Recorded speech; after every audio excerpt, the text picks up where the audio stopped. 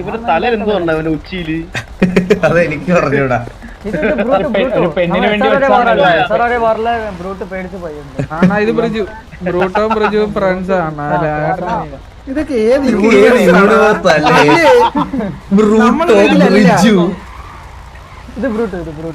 ഇതിനകത്ത് കേറി പോലെ ഇറങ്ങാൻ പറ്റത്തില്ല തിരിച്ച്.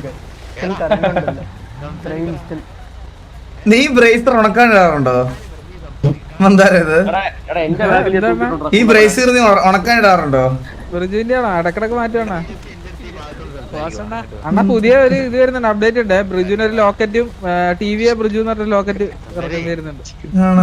മമ്മി കിട്ടിയില്ല അതെ പറഞ്ഞ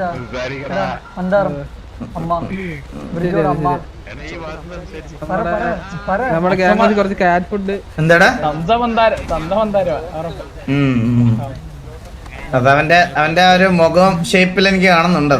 അല്ല അല്ല തന്ത ഞാനല്ല ബ്രിജുവിന്റെ അല്ല തന്ത അണ്ണൻ കണ്ടില്ലേ? പിത്തൽജിയുടെ കണ്ണ്. പിത്തൽജി ആ പൂച്ചയും കൂടെ കൊരുത്തിട്ട് പിത്തൽജി ആണല്ലേ ഈ പൂച്ച ഇവിടെ കൊണ്ടുവന്നത്. ആ അതെ അതെ. ആ ബാഗിലത്തെ ഇത് കണ്ടില്ല അണ്ണൻ? ആ ഷോപ്പ് കല്ലറ ആദ്യം പോയി നോക്കിയാ മതി. പിത്തൽജി പൂച്ചയും കൂടെ ഇതായതാ. ഓക്കെ ഓക്കെ ശരി. അപ്പൊ എന്നാ ഞാൻ പോയിട്ട് വരാടാ. അണ്ണ ചന്ത നമ്മളെ കൊല്ലുന്ന ഭീഷണിയാണ്. ഇല്ല അവനൊന്നും ചെയ്യൂല. അവനൊന്നും ചെയ്യൂല. അവന്റെ നാളത്തോടെ അവന്റെ ആപ്പീസ് പൂട്ടും. നാളെ വരട്ടെ. ഞാൻ പോയിട്ട് വരാം.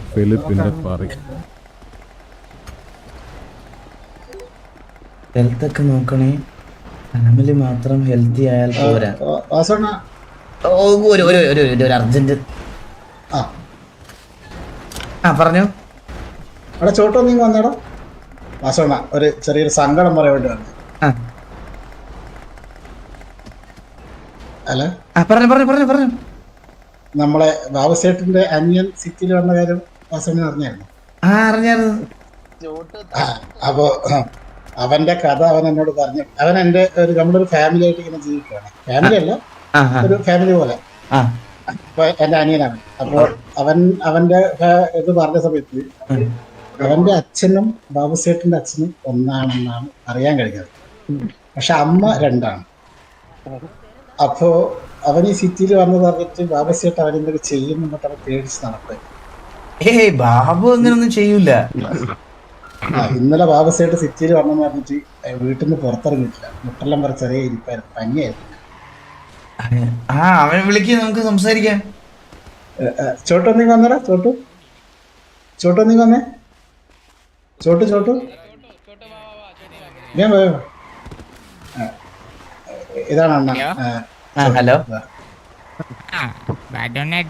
സംസാരിച്ചല്ലോ. ശരിക്കും നീ ബാബുന്റെ അനിയനാണോ? അതെ. ഈ ബാബുന്റെ അച്ഛൻ തന്നെയാണ് ബാബുന്റെ അനിയന്റെ അച്ഛൻ എന്ന് ആരാ പറഞ്ഞേ? ഞങ്ങളുടെ വീടിന്റെ അടുത്ത് ഉള്ളവർക്ക് പറഞ്ഞ. ഞങ്ങളുടെ മുമ്പ് വരുമായിരുന്നു. വീടിന്റെ അടുത്തുള്ളവര് പറഞ്ഞതാ?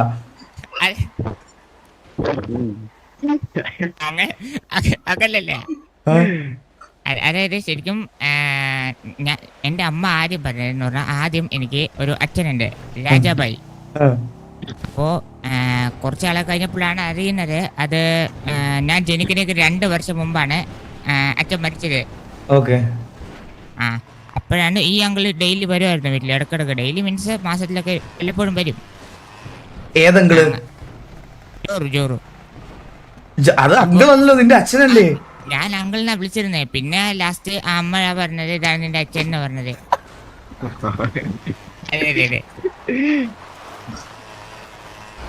അതെ അങ്ങനെ ബിഗ് ചെയ്തതാണ്. വാസവ ഇവരിത് പറഞ്ഞപ്പോഴേ എനിക്ക് ഡൗട്ട് അടിച്ചിട്ട് ചോദിച്ചിട്ടുണ്ടായിരുന്നു. അപ്പോ അച്ഛന്റെ DNA ടെസ്റ്റിന്റെ റിപ്പോർട്ടൊക്കെ ഇവൻ കാണിച്ചു. അപ്പോഴാണ് ഞാനും ഈ സ്റ്റോറി വിശ്വസിച്ചത്. ശരിക്കും DNA ടെസ്റ്റ് ഒക്കെ ചെയ്ത് നോക്കിയായിരുന്നോ? അച്ഛന്റെ DNA ടെസ്റ്റ്. അപ്പൊ ടെസ്റ്റ് റിസൾട്ടിൽ മാച്ച് ആണോ? അതെ. അപ്പൊ അയാള് തന്നെയാണോ ബാബുന്റെ അച്ഛനും? അപ്പൊ അത് മാച്ച് നോക്കിയായിരുന്നു?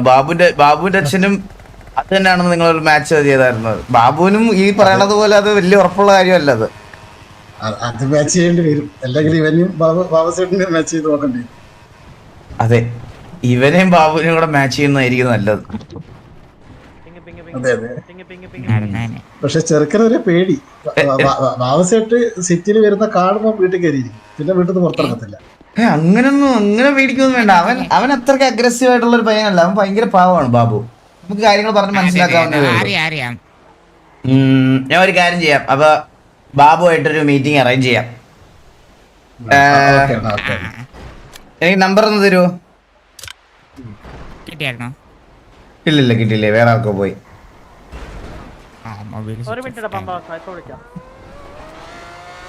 ശ്രദ്ധിക്കണം. അയ്യോ ഞാൻ കണ്ടില്ല, ഞാൻ നോക്കട്ടെ ഒരു മിനിറ്റ്.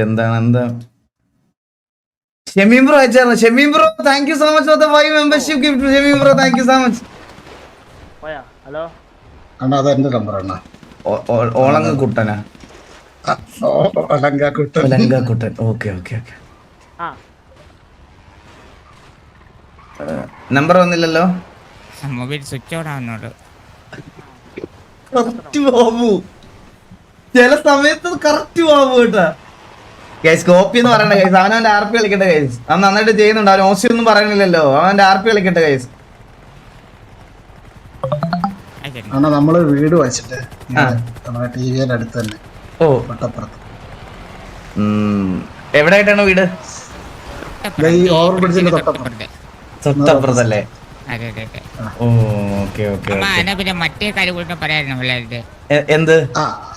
അതെ ഞങ്ങളുടെ കൂട്ടത്തിൽ ഒരാളുടെ ഒരു സർജറി കഴിഞ്ഞ് കിടക്കാണ്. എന്ത് സർജറി? അതെ കമ്പനി ക്യാൻസർ അത് കട്ട് ചെയ്തളേ. അപ്പൊ തിരിച്ചൊട്ടിക്കാനായിട്ട് ഓസ്ട്രേലിയയിൽ നിന്ന് ഒരു ഡോക്ടർ വരുന്നുണ്ട്. അപ്പൊ അത് തിരിച്ച് ബിഗ് ചെയ്യാനായിട്ട് അറൗണ്ട് കുറച്ച് ഫണ്ടിച്ചു. അപ്പൊ ഞങ്ങള് ഇതാരാ അടിക്കണേ? അതൊക്കെ ലോകം ദൂരം തമ്മിൽ അണ്ണനടി ഒരു മിനിറ്റ്. എടാ ഞാൻ സിറ്റിസൺസ് സംസാരിച്ചോണ്ടിരിക്കുവാടാ. ഇവിടെ അടിക്കാടാ, തമ്മിലടിക്കാടാ. നമ്മളിറങ്ങണ്ടല്ലോ, വണ്ടി ഇരിക്കാം. ചോട്ടു ആരുടെ അണ്ണന്റെ അകത്ത് കഴിക്കണേ? ആരുടെ അണ്ണന്റെ അകത്ത് കഴിക്കണോടെ? അണ്ണന്റെ അകത്ത് ആരുടെ അണ്ണാ?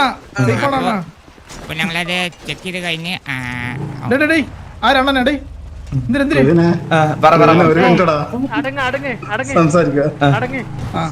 അപ്പോ അണ്ണമ്മയെ കൈ വെച്ച അത് നമ്മള് ചെക്ക് ചെയ്ത് കഴിഞ്ഞപ്പോ ഒരു ഇത് കിട്ടിയായിരുന്നു, സാധനം വന്നിരുന്നു, റിപ്പോർട്ട് കിട്ടിയാണ് ഡോക്ടറിന്റെ. നോക്കട്ടെ. ആദ്യ ദിവസം വന്നപ്പോ അത് ചെക്ക് ചെയ്തു. ചെക്ക് ചെയ്ത് കഴിഞ്ഞിട്ട് പിറ്റേ ദിവസം ഒന്നും കൂടി സ്കാൻ ചെയ്യണം. ഞാനും കൂടെ എന്തോ വേരിയേഷൻ കണ്ടിട്ട് പറഞ്ഞിട്ട് ഒന്ന് സ്കാൻ ചെയ്യണമെന്ന് പറഞ്ഞു. അതൊന്ന് സ്കാൻ ചെയ്തപ്പോ രണ്ടാമത്തെ റിപ്പോർട്ട് അത് വായിച്ചിട്ടുണ്ട്. കിട്ടി. രണ്ടാമത്തെ റിപ്പോർട്ട് കിട്ടിയായിരുന്നു. കിട്ടിയപ്പോ ഞങ്ങൾ ആകെ വളരെയധികം ഒരു റിപ്പോർട്ടേ കിട്ടിയുള്ളൂ. മറ്റേ റിപ്പോർട്ട് കിട്ടിയില്ല.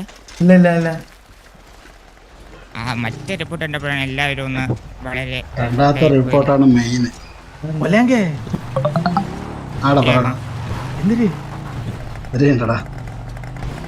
ലവ് ബേർഡ്സിന് എന്ത് പറ്റി?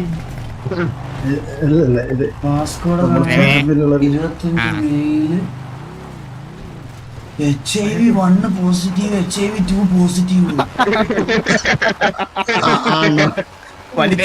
എങ്ങനെ പകർന്നൊക്കെ പറയുന്നുണ്ടായിരുന്നു. അപ്പോ മാമനാ പറഞ്ഞത് ഏതോ പാലത്തിന്റെ അടിയിൽ നിന്ന് കിട്ടിയെന്ന് രണ്ടുപേരും. അതുകൊണ്ടൊക്കെ ഡൗട്ട് അടിക്കേണ്ടിയിരിക്കുന്നു. അപ്പോ മിക്കവാറും ഈ അടുത്തൊക്കെ പീഡിയിൽ കംപ്ലൈന്റ് ചെയ്യുമെന്ന് തോന്നുന്നു. കാരണം എല്ലാവരും ഒന്ന് സൂക്ഷിക്കണമല്ലോ.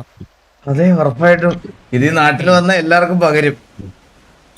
സിറ്റിയില് ഒരു സാറ അടുപ്പിക്കരുത്, അവന്റെ ഗേൾഫ്രണ്ട് ആയിരുന്നു. സിറ്റിയില് ഒരു സാറ, അവളെ കൊച്ചി. അപ്പൊ അതും കൂടി എല്ലാവരോടും പറയണം. കമ്മിറ്റഡ് ആവരുത്. ഞാൻ പൊക്കിയതാ പാലത്തിന്റെ അടിയത്. എടാ വണ്ടിമേൽ എന്തൊക്കെയൊക്കെ കിട്ടിയെന്നല്ലോ. വണ്ടിമേൽ എന്തൊക്കെ കിട്ടിയത് നിനക്ക്? വണ്ടിയിൽ നിന്ന് അവന്റെ പാന്റും ഇതൊക്കെ. അവൻ ചാടാൻ നിൽക്കുമെന്ന് തോന്നുന്നു. എടാ ഞാൻ അപ്പാർട്ട്മെന്റിൽ സൗണ്ട് കേൾക്കുന്നുണ്ട്, അതൊക്കെ ഇതിലുള്ളതാണോ? ശരി എന്നാ ഞാൻ പോയിട്ട് വരാം. അണ്ണാ അണ്ണാ നമ്പർ തന്നില്ല. 3333 ഞാൻ വിളിച്ചോളാം. അണ്ണ അണ്ണനെന്തോ ഫീലായ പോലെ. ഒന്നുമില്ല, എനിക്ക് അത്യാവശ്യം ഒരു സ്ഥലം വരെ പോണം, ഞാൻ പോയിട്ട് വരാം.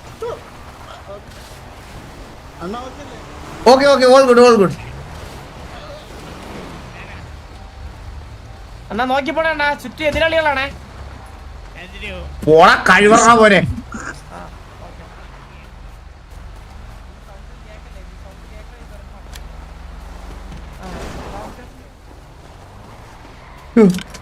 പെണ്ണിന്റെ മെസ്സേജ് വേണ്ട.